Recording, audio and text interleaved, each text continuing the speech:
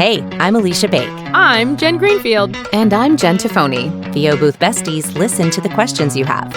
We find pros in the know to help you learn. And connect with our amazing VO community. Welcome to VO Booth Besties. Hey, everybody. Welcome to VO Booth Besties. Like our intro said, we're here to help working voice actors get your most important questions answered by industry pros who know. Each week, we'll have a new topic and a guest speaker who is an expert on that topic. Speaking of which, we want to be sure you're all current on all the awesome speakers and exciting things we have coming up. So we're creating an email distro list. If you want to get on it, just head over to boothbesties.com and shoot us a message with your email. A quick bit of housekeeping. In order to stay on topic and get as many of your questions answered as we can, we're actually going to keep the hand raising turned off. However, the chat will remain open. And this week, I will be monitoring that. Now, without further ado, let's meet our guest. Over to you, JT. Thanks, NJ. Guest. This week, we are thrilled to have Tim Friedlander back with us, along with Carin Gilfrey.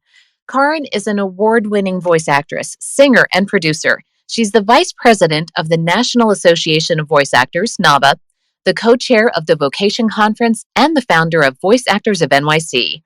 Carin works in nearly every genre of voiceover, including commercial, audiobooks, video games, corporate narration, in-show narration, medical narration, and more. Her past and current clients include CVS, FedEx, Volkswagen, Citibank, Pfizer, and so many others. Carin Gilfrey began her career as a singer. She holds degrees in music from JSC and Juilliard. This is the real deal. We're lucky that she joined us and didn't continue singing.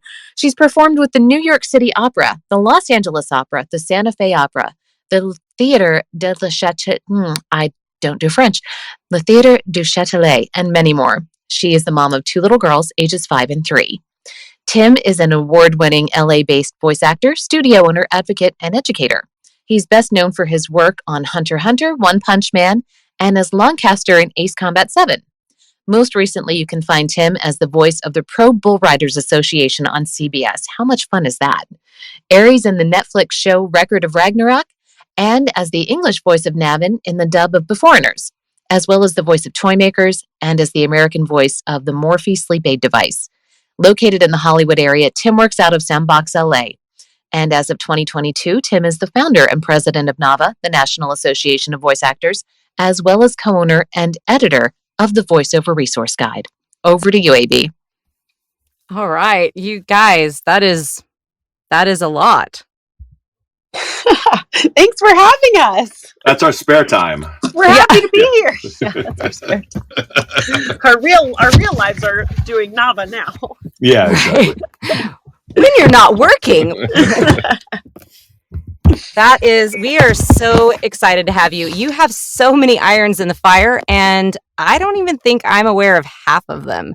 But we're going to talk about some of them tonight and air it all out. So let's do it. What seems to have made the biggest wave recently is NAVA, the National Association of Voice Actors. So tell us, guys, what's the story behind NAVA? How'd you come up with the idea?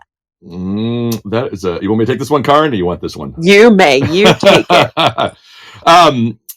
We originally started as primarily as a 501c3 to handle the Brad Venable scholarship and donations that we have been doing for the last couple of years. Carin had been doing a kind of a similar thing through Voice Actors of NYC, and we wanted to find a way to explore getting that off of our personal books and become, an actual 501c3 that we can handle it. Once we did that, we realized that we actually could put together, basically turn what we've been doing in our Facebook groups into an association and kind of expand on what we've been doing in the Facebook realm and take it into kind of more of the real world. Then we discovered that there might be a possibility of offering access to healthcare for freelance voice actors, which we then were able to hold off, and recently have kind of jumped in with both feet into the AI discussion. But that's kind of how we got to where we are today, and that was about we launched in November. So we've come a long ways in a few months. Well, we officially launched in November. I would say Tim and I have been working on this for over a year. Yeah. More, Yeah. like yeah. maybe close to 2 years. Couple years But for the sure. official opening of membership was in November. Yeah. Yep. Yes. So for anybody who's brand new to understanding what NAVA is all about, you gave a really great overview right now. What would you say your biggest goals are besides health insurance? Health insurance, it kind of became the headline when we launched, but it wasn't at all our initial main goal. Currently, action, education, advocacy, and benefits. I get those all mixed up. We have our 4 pillars of things that we're trying to go for. Action being number one, because we just specifically want to be. I think our main goal is to be out there and be active and act upon things that we hear a lot of people talking about that don't actually get acted upon. And we're kind of trying to find a way to get ourselves into those situations that we can advocate for voice actors in whatever capacity that's going to look like. We are not a union. Correct. On purpose. Mm-hmm. We are a professional association. And what's great about that is that, SAG-AFTRA is a huge organization. Many, many, many members of our board are SAG-AFTRA members and are kind of, people who do things in SAG-AFTRA. And it's wonderful to have a group of voice actors get together and figure out what we need so that we can approach SAG-AFTRA and say, like, hey, so these are our concerns. We know that you have a bunch of on-camera actors and all different kinds of actors. This is what the voice actors are talking about and what we need you to think about. And then have them kind of pay more attention to us and just have it nicely laid out. And then for the non-union voice actors, there's no kind of central place for everyone to get good information and figure out stuff about AI and get good, we have free classes for members and things like that. So it's kind of like a good consortium of people who work in all aspects of the industry trying to figure out how we all navigate this job and move forward with everything that's changing in the world. I love it. That's actually kind of one of the reasons that we wanted to start VO Booth Besties, is we were a little bit frustrated with the lack of kind of cohesive information that was readily accessible to everybody. And it sounds like NAVA is on the same page on that. Yeah, I think having good information out there is incredibly important. And then that's also why Jamie Muffet and I started Vocation, is that we wanted a conference and a place for people to be able to come and learn about just the business aspect of voiceover, because a lot of us who become voice actors have like theater backgrounds or opera backgrounds. Like, we don't know how to do spreadsheets and negotiate for better rates and use engineering equipment, et cetera, et cetera. So, and that stuff is so much of our day to day. So that's kind of the idea behind it is good information is good. And the more good information there is out there from people who are reputable, the better off we're all going to be. Exactly. I love it. I like that you briefly mentioned 4 pillars, and it sounds like that the first 2 that I can remember, because my brain sometimes are action and then advocacy. And it sounds like the action, kind of being active in the community, is leading directly to the advocacy. Is that kind of how you see things? Yeah, I think that's all. There is a reason we put action first. So it's action, education, inclusion, and benefits. And inclusion, all of that kind of falls under the advocacy banner, I think. But you can't have action without advocacy. I don't think that or you can't have effective advocacy without action. And so we want to just kind of be there to be the people who can step in and answer questions and be the ones to take the lead on things when there may not be somebody in that realm who can do it, or just others who between Carin and I and the different groups that we have, we see we have a lot of eyes on the industry in a way that some other people don't. And that's kind of between the board members that we have, we really tried to find a way to get as much of the industry represented in our board as possible, so that we could get as many of these blind spots covered, so that we could advocate for those areas that may not necessarily get advocated for. Yeah. I'm curious, before NAVA, because I'm not part of SAG-AFTRA. I live in a right to work state, so it hasn't been particularly important to me. What kind of advocacy for voice actors existed before NAVA in terms of SAG-AFTRA, where someone was speaking up and saying, "Hey, was there any voice for voice actors?" Within SAG-AFTRA, not so much until the last few years or so. I think it kind of kicked in with the video game strike in 2016, but up until 2017 or 2018, there wasn't even a voiceover department in SAG-AFTRA. They have, I think they've done a really great job of seeing the importance that's there. The voiceover department in SAG-AFTRA is still small, and they're only going to advocate for union members. So there is a huge, massive part of the industry, 80-90% of the industry, if not more, who are not union affiliated and don't really have anybody advocating for them. There's been some other, there's been Facebook groups. There's been WOVO, which has been around for 10 years and has done, started off doing a really great job and has worked in very specific parts of the voiceover industry that we don't. We can kind of parallel with them. But there's been nobody really to stand up to maybe some of the pay to play sites that there's been issues with, or currently with some of the AI sites, or to advocate for voiceover as a whole, as an industry made up of union, non-union, and FICOR members. I love that. Bringing it all together. That's the plan. So tell us a little bit more about the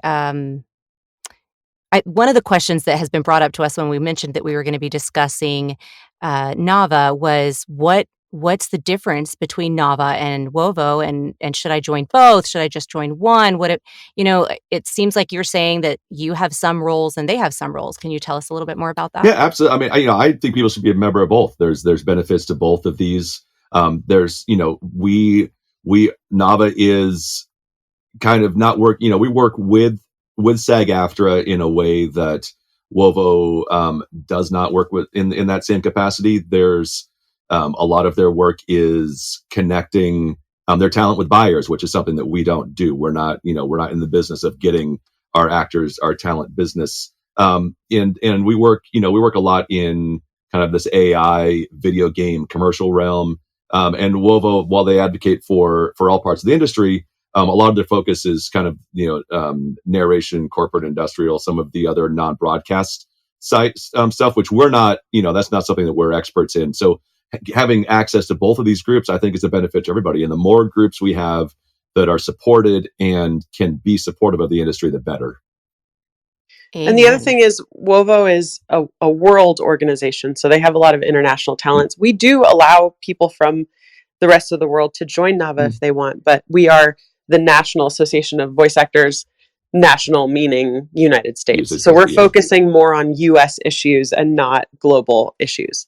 And that's a great way to fill in those gaps. If you are an international talent, you can join both groups and find benefit in both those capacities.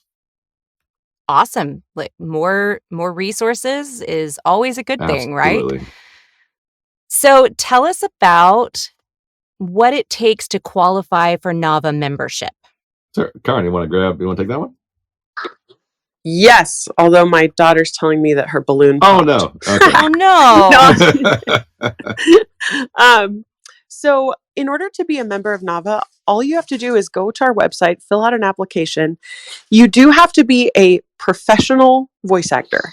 Now, what that means is you have to you answer a few questions, but then the most important step is that you have to give 3 to 5 supporting links that show that you are a professional voice actor. So that could be your online casting profile. It could be your name on your agent's website. It could be your own website. It could be, link to your work, but it's just 3 to 5 supporting links that show that you are a voice actor. And part of the reason why we've done that is for health insurance reasons. Not everyone has to be on the health insurance plan, of course. It's definitely very optional. Sorry.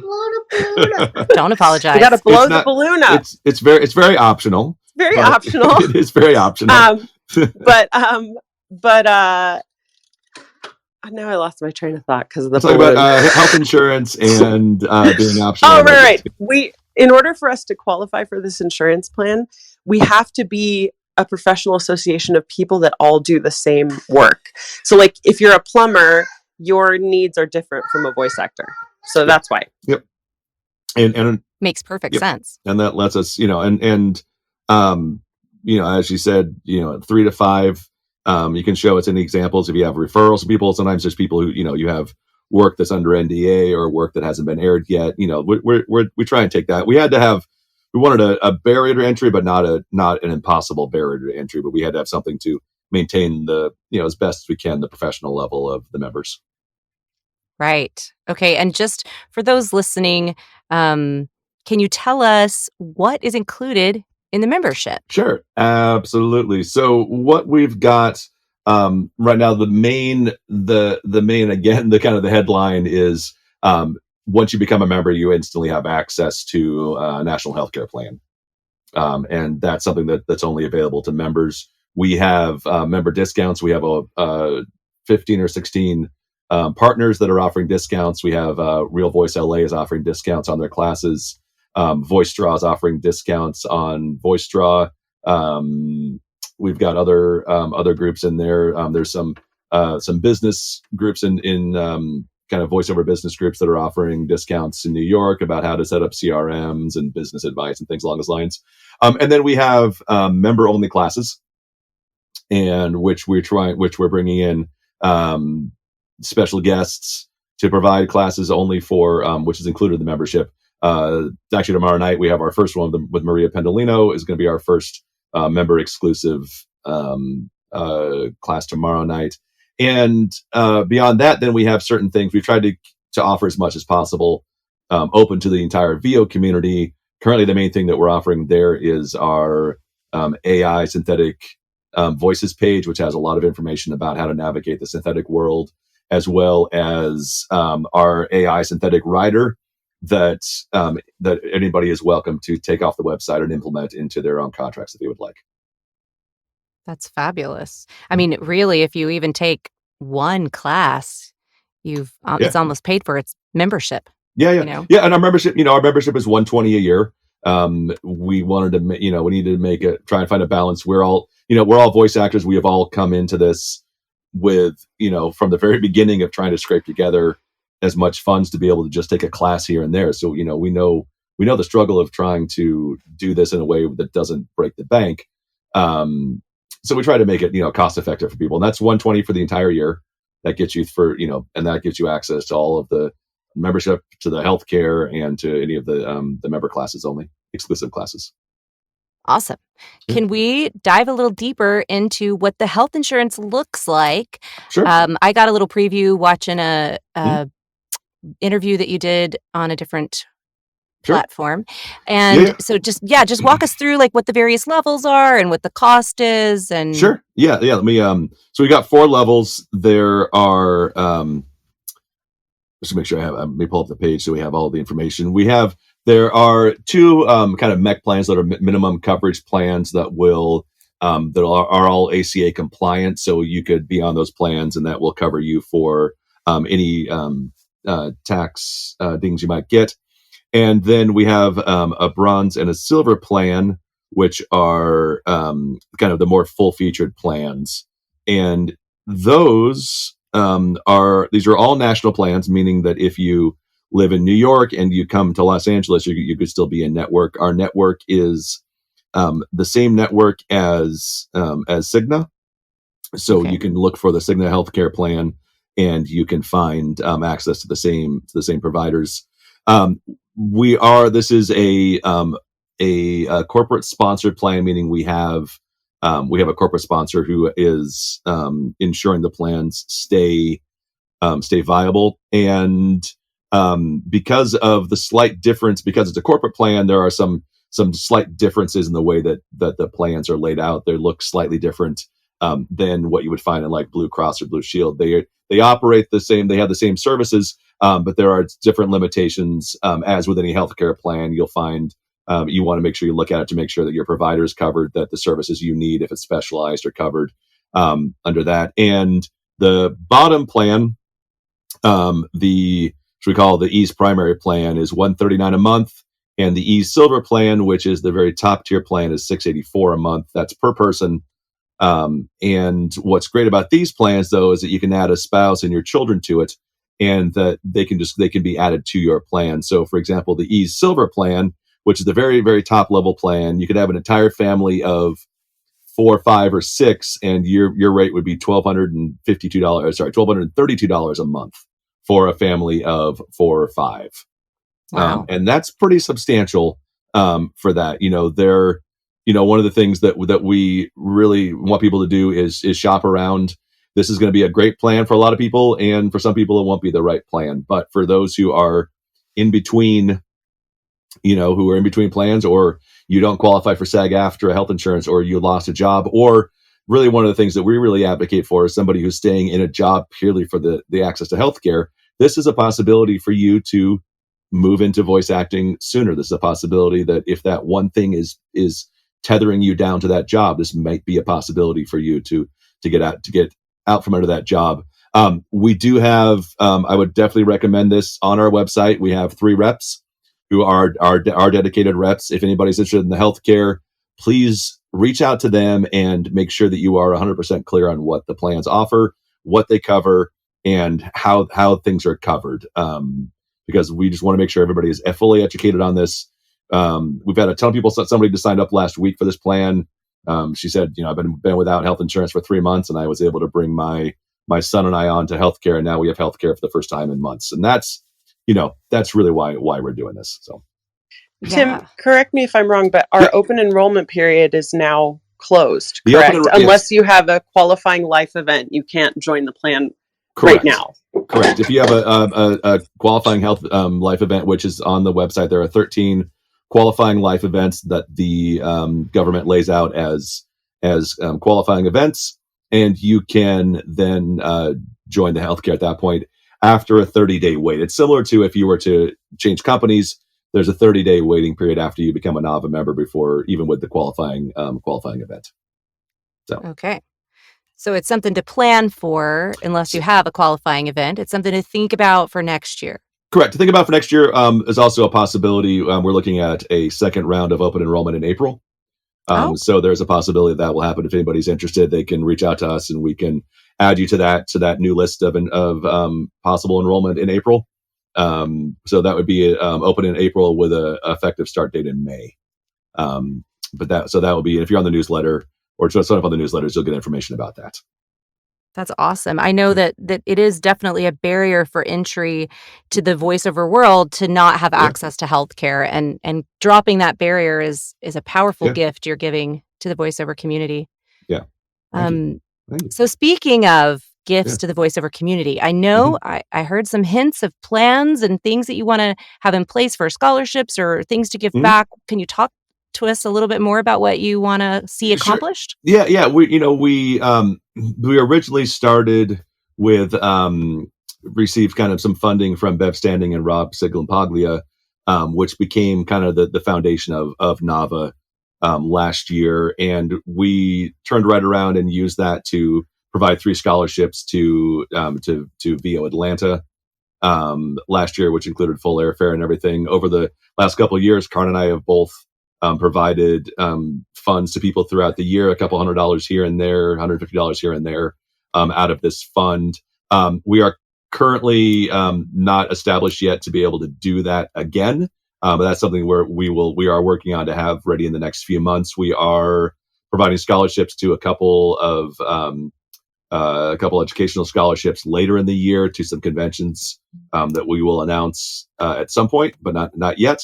But those will be coming down the line. And then hopefully, as we become more established in the 501c3, moving into a 501c3 status puts some very specific limitations and preparation that we have to get in place before we can start giving out donations and scholarships. So that's currently what we're still in the middle of establishing. So it's getting all the T's and I's dotted and Yep, all of that. And it's everything. We are a 501c3. We're public, it's public record what our everything that we do. So we have to make sure that we're doing this properly, and that's getting ourselves established, state and federal, to be able to handle it correctly, which we're for the most part are completed with. We just aren't able to yet give out donations currently. I was really interested to hear in the other interview that all of the donations and things that you guys had accepted previously, you had to take through your own personal accounts and pay taxes on them. And I just want to say on behalf of the rest of the community how much we appreciate that, the effort that goes into that, and the time and the money on your own personal accounts it's very appreciated by us. So, but it needed to be done, and we both had the ability to do it. So I think we both, saw something we could do, and we did it.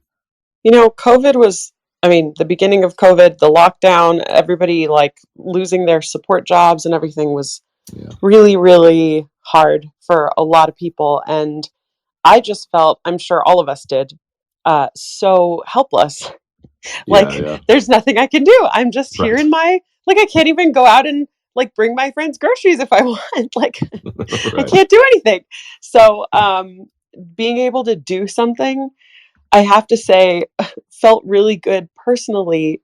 And it almost feels like, I don't know, we did what we could when we couldn't do anything else. And that's what came out of it. So, I love that. We did what we could when we couldn't do anything else. And it does feel good to give back. But it sounds like that's one of the main reasons that you needed the 501c3 status, was to be able to, do this the more official way and make it all. Yeah, that was definitely, it was just, we could do this for a while, but at some point it becomes untenable to be able to keep doing it the way we were doing it. So can you tell me more about what the, you referenced pathways in the past. What is that? Tell us a little bit more about that. Sure. The Pathways Committee, this is something that we launched at the very beginning. There are, the voiceover industry is not just a binary path of union, non-union. It all crosses over. It all intersects. It impacts the other parts of the industry. And we really wanted to put together something that would be able to lay out the pathways forward for new voice actors. Becoming a union actor has ramifications on your career. Staying non-union has ramifications. Going FICOR has ramifications. And all of those things are things that people don't, unfortunately, get educated about until it becomes the point where they either have to join the union or they have to make a choice. And a lot of times that choice is rushed, or it's done without fully understanding what this exactly means to go this direction. So we wanted to provide a Pathways Committee. You can reach out on the website. There's a calendar link, and you can just reach out and make an appointment, 15-minute appointment, to talk with somebody on one of the pathways about, what does this mean? I'm interested in going union. Well, okay, great. What does this mean for your clients you have now? Or I'm interested in staying non-union. Great. What does this mean for the kind of clients you can go after in the future? And, what does all this mean 5 years or 10 years down the line? Yeah, because it's such an individual thing too, right? Each person, I personally am FICOR. I've been very open about it. But a lot of people, they live in a place where they can't openly be FICOR because it will have, ramifications on their career. And or there are people that really just don't need to join the union because the kind of work that they're doing in voiceover is not very union heavy anyway. So there's really no need to even worry about it. And there are people that would benefit greatly from being full union members because they want to do animation and video games and things that are very union heavy genres. So it's such an individual thing. And the more we can talk to people individually and kind of tell them what each pathway looks like, then they can make the best choice for them. I love this kind of bringing all of the different aspects of voiceover together instead of dividing, like, oh, you're either union or you're non-union, or you're a narrator or you're a voice actor or you're a voice, we all label each other and kind of separate. And that NAVA sort of brings all of that into one place? That's kind of it's kind of what's been happening in my workout groups here in LA at Gardner Street and the Gardner Facebook groups and the Voice Actors NYC groups, is that we've been these groups have been voice actors first, and then union status or professional level status after that. And I think there's a lot to be learned. Union voice actors can learn a lot from non-union voice actors. They're entirely different businesses and the way they operate, and non-union voice actors can look at some of the things that the union does to ensure safety of rates, making sure things are safe on in the studio and things along those lines. We all can learn from each other, and learning how to navigate, if your choice is to go FICOR, how do you navigate that particular choice in the community that you live in? What should you look out for as you progress through your career? I'm going to step in real quick, if you don't mind. We are at the half-hour mark, so we're going to do a quick room reset.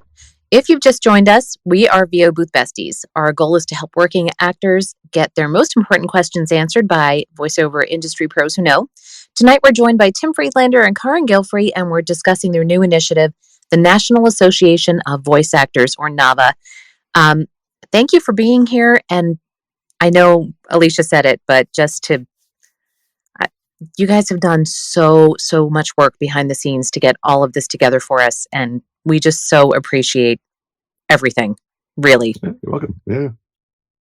Awesome. Tim deserves a medal, really, because Tim is literally in meetings at every single day, including on the weekends, with someone or someone else, sometimes 2 meetings a day, talking to various people from other countries about how they handle AI, and talking to reporters and figuring out what our education plan is going to look like, and figuring out what the Pathways Initiative is going to look like. And I feel happy to be kind of the sounding board and to be there helping him. But Tim really, sorry to call you out, Tim, but I'm sending you a hug through Clubhouse to say thank you. Thank you. Well, thank you. Thank you, everybody. Thank you. This is all, this is something that we've done. And I think, Carin, I think you'll agree with this, is that this has been kind of built on the needs of the community. And both you and I just saw what the different groups needed that we were dealing with every day, and we stepped up in the best ways that we knew how to do that. I wouldn't be here without your help either. So, so you both get big hugs. We get big hugs. hugs. Yeah, no, we do. Yeah, we do. And and from the board, we have a great board that, one thing that I kind of point out every once in a while is that not a single person on our board even hesitated to say yes. It was pretty much hey, so we're doing this thing. Do you want to join? Yes. We didn't even get to the point where we even really had to explain what it was. Everybody, the people who have stepped up to help us saw the same things that we did, and that really, I think, speaks a lot to the unified need that I guess we see in the community, but also to the fact that this community is very supportive and is always willing to step up and help out when the need arises. Yeah, NJ put in the chat, see a need, fill a need, and that seems like what's that you guys saw a need and you stepped up to fill it.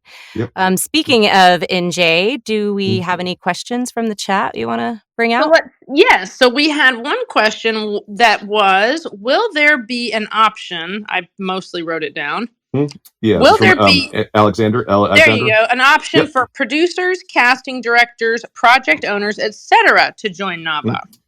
Yes, at some point. Right now, we mainly, maybe due to the healthcare, we had to keep it as singular focused on voice actors as possible. But we will later this year possibly have ability for those who in kind of peripheral parts of voiceover adjacent to become a part of the association.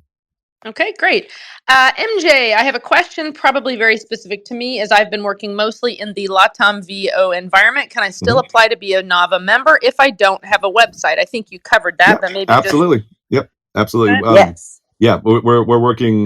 We've got quite a few members in Colombia who've joined us recently. We're kind of working with with South America. We had a meeting with the Voice Actor Association from Madrid today, and we're talking with in the next couple of weeks groups in Kenya, Nigeria. So we want to try and help them in their parts of their country find help as well. But the website's not necessary. Something Netflix show or a reference from somebody who can just show that you're working. That's great. All right. Has the union recognized NAVA? Do they have an opinion about what you're doing if they have? Yeah, we've got myself, Zeke Alton, and many of the people are on various committees in SAG-AFTRA. They know about us. We've presented our what NAVA does to them, and they're supportive of what we're doing on behalf of the voice actors. Excellent. Let me look. I think that was it. What I wanted to ask you guys, I'm going to jump in. Yeah. Will you be at VO Atlanta if people want to actually talk to you in person, maybe get a little more information? Both of us will be there. Yes, we will be there. We're doing presenting- a bunch of different things Exactly. individually, but also NAVA has a booth, right? Yep. Yeah, we have a booth. I'm doing a presentation on pathways. I'm actually going to do my main presentation is about the pathways. And then the NAVA will have a booth there. We'll have Carin will be there, and we'll have a couple reps from board members from NAVA as well. Your pathway session, is it an X session, Tim? No, that's actually a main session. I'm doing an X session on how to convert, called Yes You Can, converting non-union to union work. But my main session is going to be the pathways discussion. Exciting. Awesome. Aleesha, where is this pathway? Is this I'm not trying to sound silly. Is this a PDF? Is this a no, it's on let me see the website. And if you go into resources, it should say Pathways Initiative. And actually, I'm on the website right now. Let me just I'm going to do it too. Resources and Pathways Initiative. And let me just take a look and see.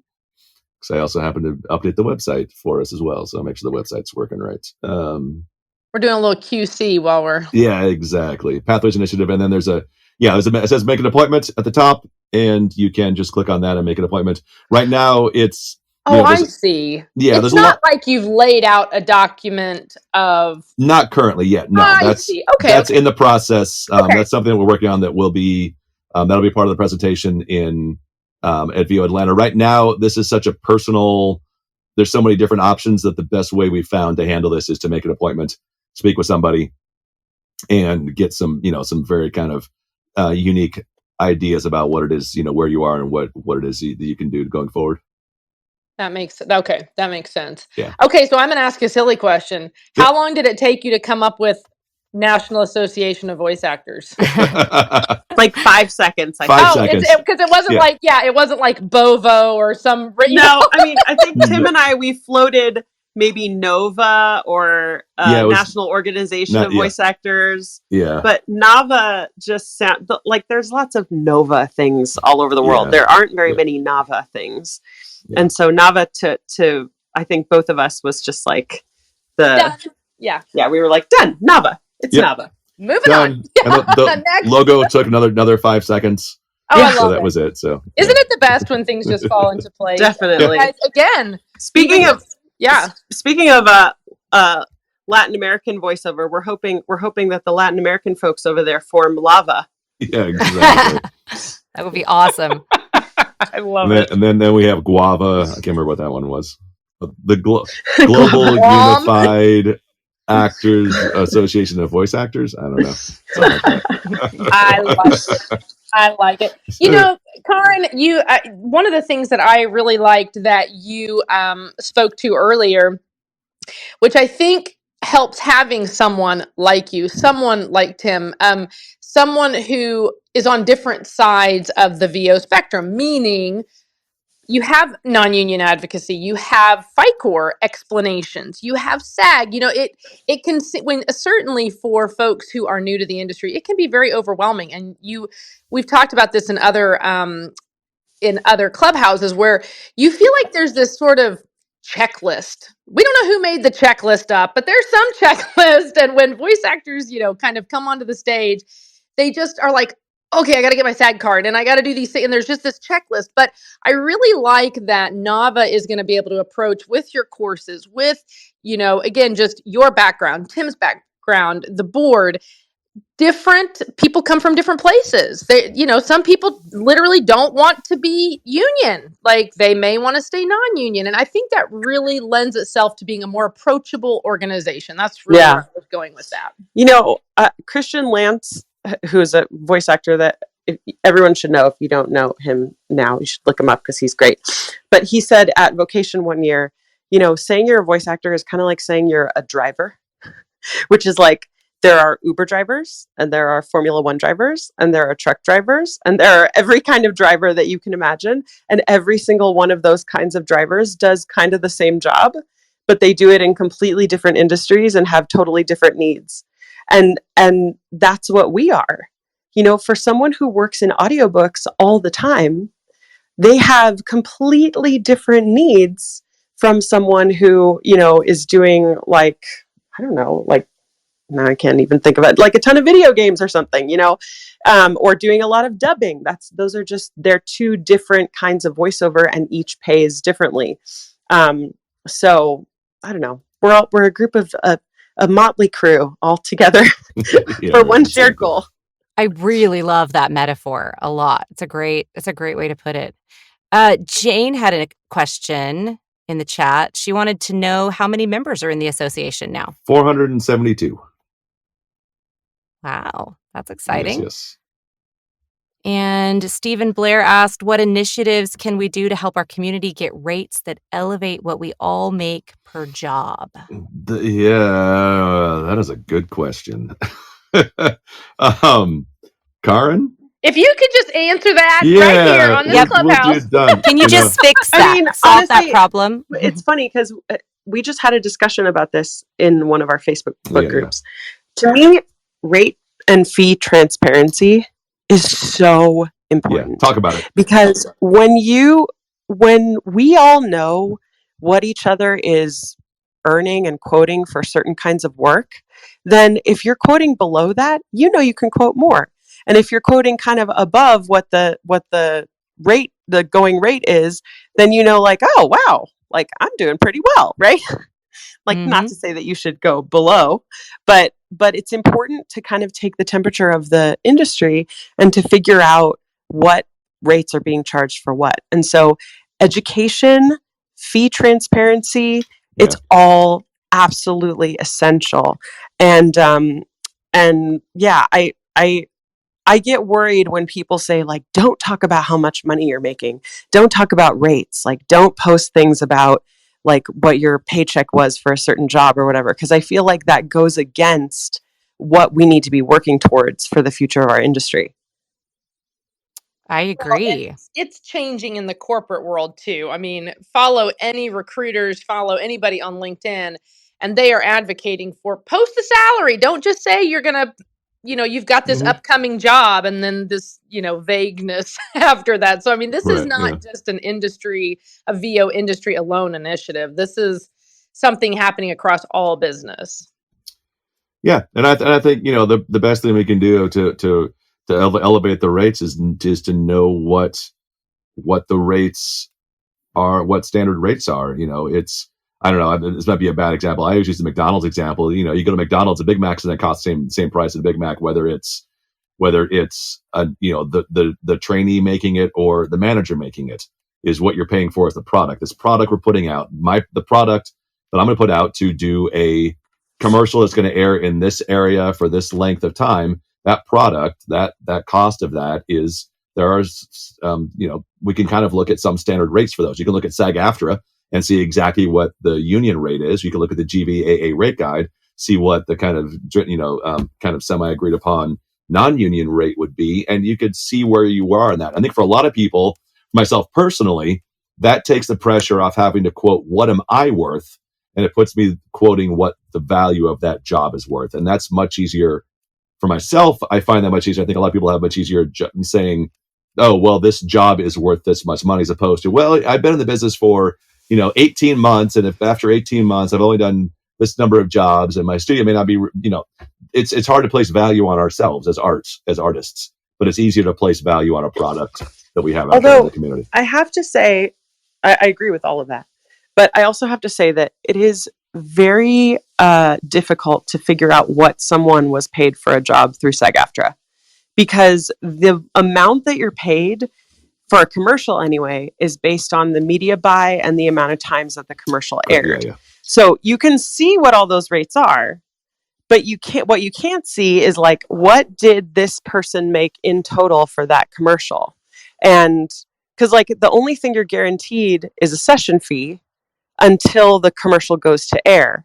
And then depending on what they purchased for the ad buy, whether it's on network TV or cable, and how many times it plays on network TV and cable, et cetera, that's when you get the total amount for the job, but you don't know that in advance. And when people don't talk about it, you don't realize that like, oh, this person made $50,000 for this one commercial. Mm-hmm. And they could have been paid $1,500 for if they did it non-union. So, and that's a huge discrepancy, pay discrepancy. And if we don't talk about it, then we don't know.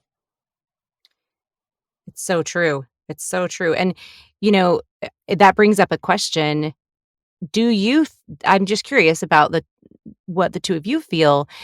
I'm seeing more and more and more big national jobs that should have all of these, that should have the usage listed, and they should be 6-month buyout or 13-week buyout or whatever. And instead they're throwing them out there for in perpetuity, and people are accepting those rates. Do you think that's one thing that voice actors could step up and do, is don't accept those rates and don't sign in perpetuity? Yeah, absolutely. But I think a lot of that is just that people don't realize that they shouldn't, and they don't know why they shouldn't. Right. So that's where the education part comes in, right? Is like, you have to know why you should not accept a commercial job forever. And that's because it creates a product conflict for you in that category forever. So you can never work, if you do an ad for Pepsi and they pay for it in perpetuity, you can technically never do another soft drink ad for all time and eternity, even after you die, in perpetuity. Mm-hmm. So that's why. And a lot of clients don't know why either. They don't realize that they're creating that problem for us. So when you email them and say like, hey, oh my gosh, I would love to work with you. Thank you so much for this rate.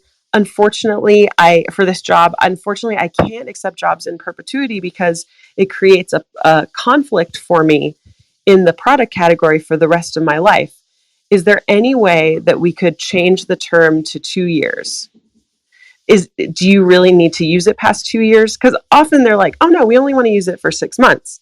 We just don't want to have to come back to you and tell you that we're using it again if we decide to do it again in like 2 years or something.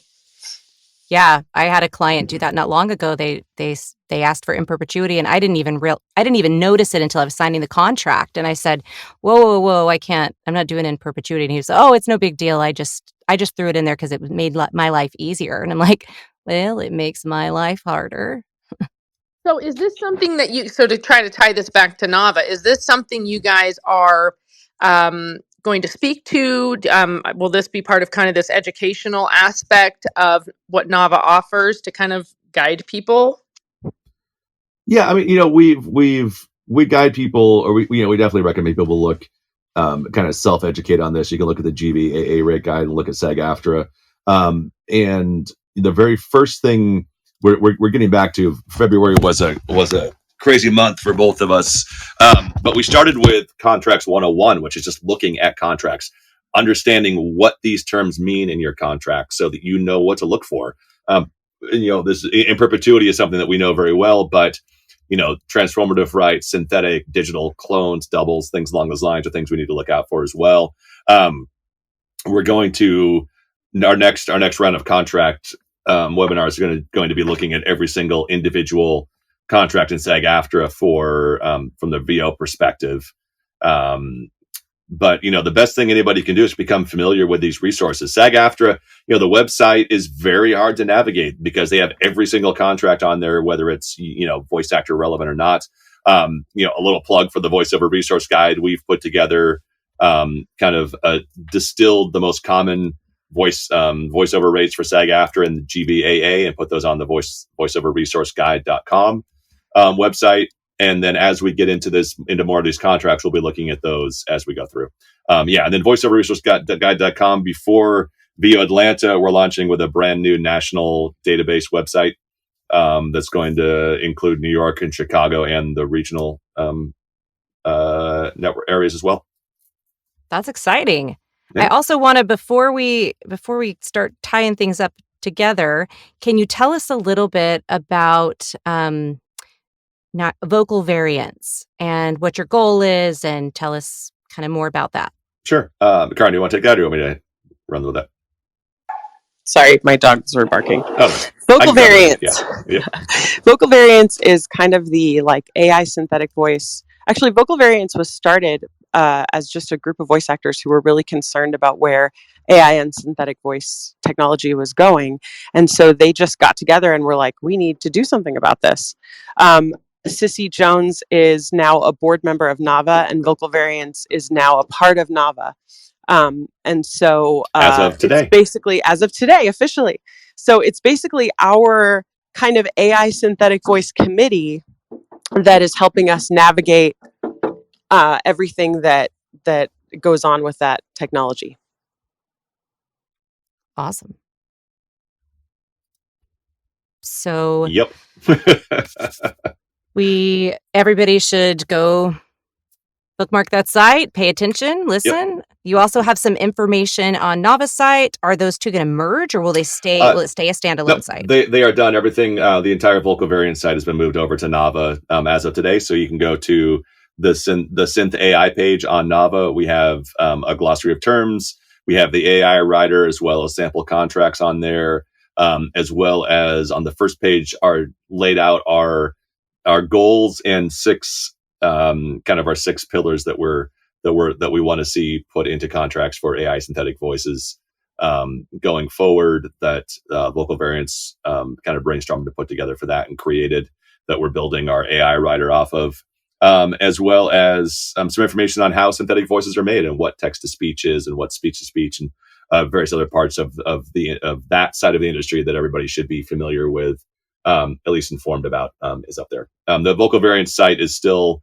online, but probably later tonight or tomorrow will be redirected directly to the NAVA page. And can we go back real quick and just touch on the voiceover resource guide? Yeah, sure. Yeah. Voiceover Resource Guide. It's the industry's oldest printed publication, been around since 1988. During COVID, it kind of went into hibernation. It had been recently sold and repurchased right at the end of 2019. So the new owners had put out one edition in 2020 in January and hadn't put one out.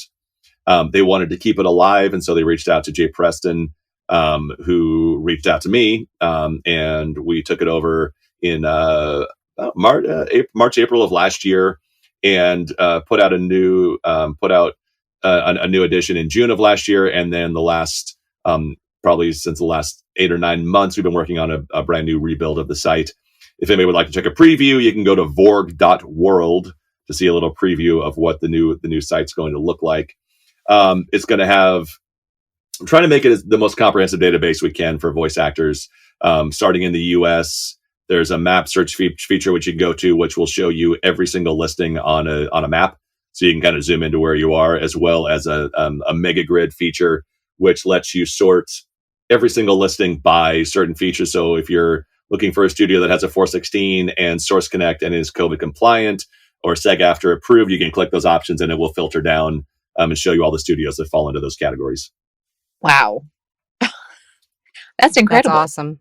It's going to be pretty cool. It's we're really excited about it.